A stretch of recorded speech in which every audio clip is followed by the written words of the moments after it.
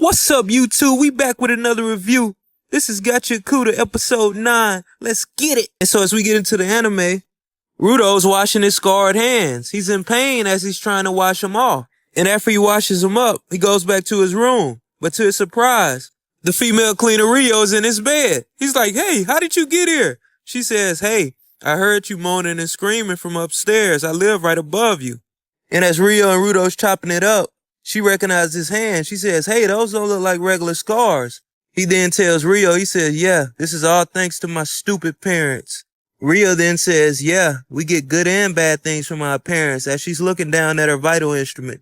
And as I'm looking at Rio's expression on her face, I believe she has something deeper inside of her, maybe about her parents. And after they talk, the episode moves along to a guy playing drums and loud rock music. And as he's working on something, Engine and the rest of the cleaners are looking in on him. And as we move forth a little bit, the boss of the cleaners arrives. As he's talking to Rudo and Engine about their mission, and as they're talking, he mentions Rudo's full face not being done. Rudo says, "What's a full face?" Engine then explains to him, he said, "It's basically a mask that all the cleaners wear when they're in the polluted zones like the no-man lands." He then tells Rudo, he says, "We also have artists in our same rank that make these masks and makes our outfits as well. But we have to go at their speed, because if not, the quality suffers." And after Engine gives Rudo the lore on full face and how they're made, the boss tells Rudo, "Until your full face is complete, just start your prep." He then explains what his prep is. He says, "You're basically going to get a spell casted on you. The no man's land is very dangerous, and this spell should protect you from any unwanted danger." As we move forward, the receptionist of the cleaners tells Rudo that we've assigned a special giver to draw a spell on you, but unfortunately he's gone missing. And so Rudo, Engine, and the rest of the cleaners are tasked to go and find him. And while Engine gives a short introduction to all the cleaners that's coming with him, two particular cleaner members, they stick out. And these two are Delman and Tamsy. And so after they talk and meet each other, the cleaner Delman, who's a bit overzealous, is hilariously yelling in Rudo's face. He gets emotional. He tells him, "Hey man, I heard you had a hard life. I feel sympathy for you." And after this hilarious scene, that same cleaner Delman gives a speech to the cleaners. He fires them up. And after that, they head into Graffiti Town.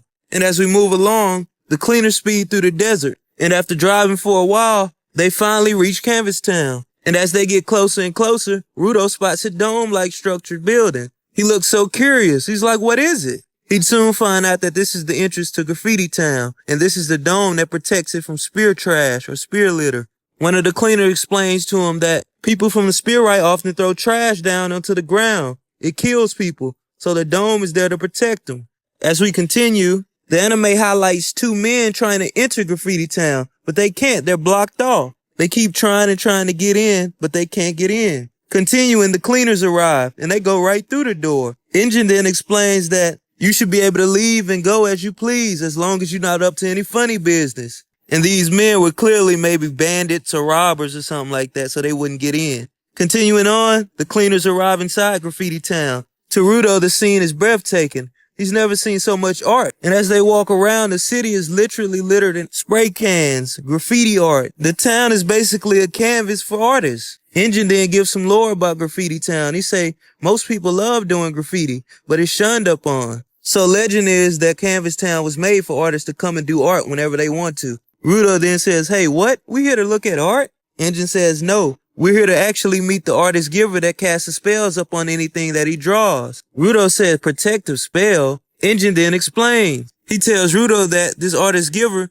draws up on something, gives it a certain command, and it follows. For example, if he draws up on the building and say, "No criminals or robbers are allowed in this building," the protective spell would negate any robbers or criminals coming in. Engine then gives him the example. He says, like the two men that were trying to enter Graffiti Town who couldn't get in. He says the protective spell blocked and locked them out from coming in. He said that's the power of his vital instrument.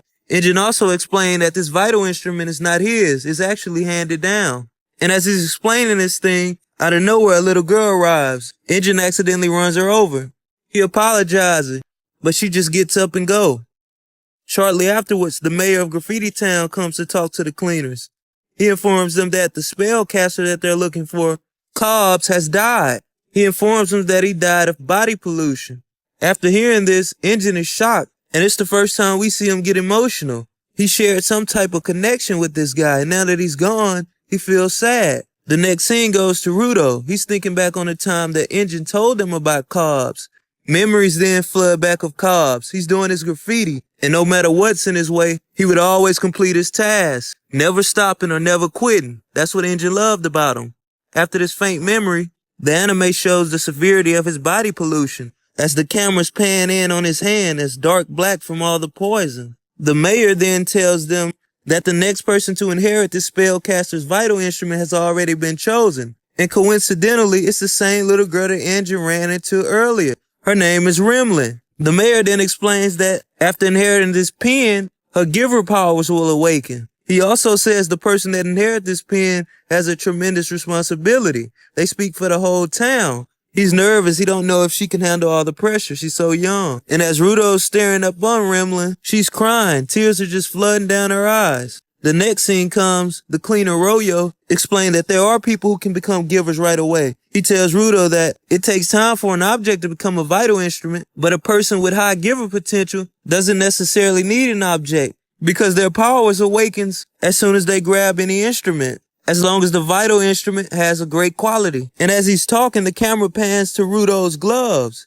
I can only assume that Rudo has high giver potential, and so this story relates to him in some way. One of the other cleaners also tell Rudo that the passing of a vital instrument is very rare. After getting some of the lore, the mayor apologized to Engine. He knows that he won't be able to use the spellcaster. Engine says no problem. The mayor then gets emotional thinking about Cobb, and as he's crying in tears, floods of the memories of Cobb come back to Engine. Memories of Cobb flood to him, and he gets emotional. This is a very sad moment. But what happens next is crazy. The little girl Rimlin interrupts everybody. She says, stop with the crying and the sad stuff. She said, I'm sad about Cobb's passing too, but he wouldn't like us crying and weeping.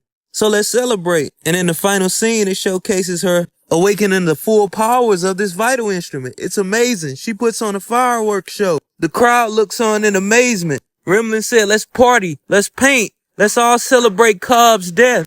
And so that's it, guys. The episode ends in a party, a celebration of life for Cobb.